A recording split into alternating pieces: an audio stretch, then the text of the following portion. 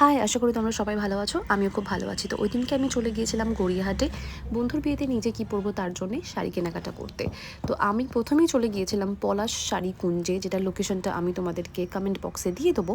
তো ওখানে গিয়ে আমি জাস্ট অবাক যে এত সুন্দর একটা দোকানে এত কম প্রাইস থেকে যে শাড়ি স্টার্টিং হচ্ছে।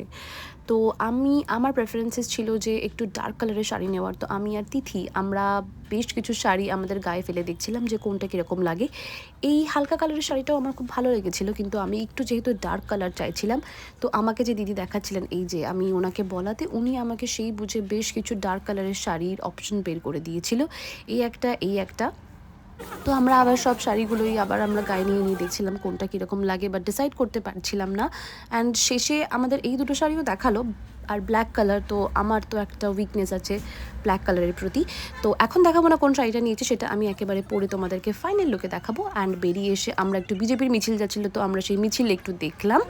অ্যান্ড দেখার পর আমরা একটু পাপড়ি চাট খেলাম, একটু গল্প আড্ডা মেরে আমরা আবার নিজেদের বাড়ি চলে এলাম। তো আজকে এইটুকুনি, দেখা হচ্ছে নেক্সট ভিডিওতে। Till then, bye by.